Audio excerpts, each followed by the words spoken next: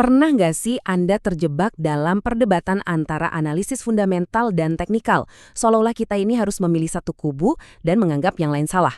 Tapi, gimana kalau ternyata pertanyaannya itu sendiri yang keliru? Yuk kita bedah sama-sama. Pasti banyak dari kita yang pernah bingung. Lihat laporan keuangan, labanya naik, tapi kok harga sahamnya malah anjlok? Atau sebaliknya, grafiknya kelihatan cantik banget, tapi pas digali lebih dalam, fundamental bisnisnya ternyata keropos. Nah, situasi kayak gini, ini yang bikin kita jadi ragu, jadi mana sebetulnya yang harus dipercaya? Dan disinilah akar masalahnya. Kita sering banget sibuk mencari jawaban yang paling benar. Padahal kita nggak sadar kalau pertanyaan yang kita ajukan itu salah dari awal. Jadi gini, membenturkan fundamental dengan teknikal itu ibarat kita nanya mana yang lebih bagus, palu atau obeng. Ya, aneh kan? Keduanya kan alat yang bagus, tapi fungsinya beda total. Memaksa kita untuk memilih salah satu itu bukan cuma nggak masuk akal, tapi juga bisa beresiko buat portofolio investasi kita. Oke, kalau gitu gimana cara kita membedakan fungsi kedua alat ini secara jelas? Kuncinya adalah dengan memahami tujuan dari masing-masing analisis. Coba kita lihat tabel ini biar lebih kebayang. Analisis fundamental itu tugasnya menjawab pertanyaan apa yang layak dibeli. Fokusnya itu ke nilai intrinsik, kesehatan bisnisnya untuk investasi jangka panjang. Alatnya, ya laporan keuangan, kondisi ekonomi, dan sejenisnya.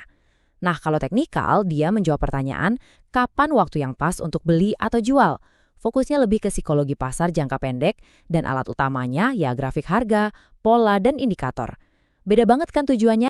Biar lebih gampang lagi ngingetnya, kita pakai analogi sederhana aja. Anggap analisis fundamental itu kayak kaca pembesar, gunanya untuk ngecek kualitas bisnis sampai ke detail-detailnya. Sementara itu, analisis teknikal itu ibarat termometer, gunanya untuk mengukur suhu pasar saat ini. Lagi panas atau dingin sentimennya terhadap suatu saham. Keduanya mengukur hal yang sama sekali berbeda. Nah, karena fungsinya beda, kalau kita sampai salah pakai atau mencampur adukan keduanya tanpa paham, kita bisa masuk ke jebakan paling umum dan paling merugikan. Terutama buat investor pemula. Ini dia poin kuncinya. Risiko terbesarnya itu bukan terletak pada analisisnya, tapi pada cara kita menggunakannya. Ini sama aja kayak kita mencoba mengukur suhu badan pakai kaca pembesar atau memeriksa pondasi rumah pakai termometer. Alatnya sih benar, tapi tujuan pemakaiannya yang salah total. Skenario ini pasti sering kita dengar, atau bahkan alami. Awalnya kita lihat grafik harga saham lagi naik kenceng. Terus kita ikut-ikutan beli karena takut ketinggalan kereta. Masalahnya, kita beli tanpa periksa dulu kesehatan bisnis di belakangnya.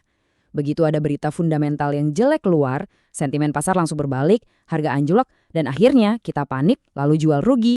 Nah, persis inilah yang terjadi kalau kita pakai alat yang salah untuk pekerjaan yang salah. Menggunakan termometer sentimen pasar untuk membangun fondasi investasi jangka panjang, itu resep yang hampir pasti menuju kerugian. Terus gimana dong cara berpikir yang benar supaya kita nggak terjebak lagi? Jawabannya adalah dengan membangun sebuah kerangka berpikir yang lebih logis. Oke, langkah pertamanya adalah kita riset dulu cara berpikir kita. Buang jauh-jauh pertanyaan, mana yang lebih benar? Percaya deh, perdebatan itu nggak akan membawa kita kemana-mana. Ganti pertanyaan tadi dengan yang ini, apa sebetulnya tujuan saya berinvestasi? Dan alat mana yang paling tepat untuk membantu saya mencapai tujuan itu? Nah, pertanyaan ini mengubah fokus kita dari luar ke dalam diri kita sendiri. Apakah tujuan Anda jadi pemilik bisnis yang berkualitas untuk jangka panjang? Atau cuma mau ikut-ikutan ombak harga jangka pendek? Begini cara menyelaraskannya. Kalau tujuan Anda adalah untuk memiliki sebagian kecil dari sebuah perusahaan hebat dan bertumbuh bersamanya dalam jangka panjang, maka alat utama Anda adalah analisis fundamental. Tapi, kalau tujuan Anda adalah untuk memanfaatkan sentimen pasar buat transaksi jangka pendek atau trading, maka analisis teknikal yang jadi alat utama Anda. Jelas ya bedanya? Jadi, inilah pelajaran utamanya. Ini bukan soal mencari satu jawaban benar yang berlaku untuk semua orang. Tapi soal memilih alat yang tepat untuk tujuan spesifik Anda. Investor yang cerdas itu nggak memilih antara kaca pembesar atau termometer. Mereka tahu kapan harus memakai keduanya sesuai kebutuhan. Sekarang coba deh tanyakan ke diri Anda sendiri. Selama ini, alat yang Anda pakai sudah sesuai belum dengan tujuan investasi Anda? Jawaban jujur dari pertanyaan itu bisa jadi akan mengubah cara Anda melihat investasi untuk selamanya.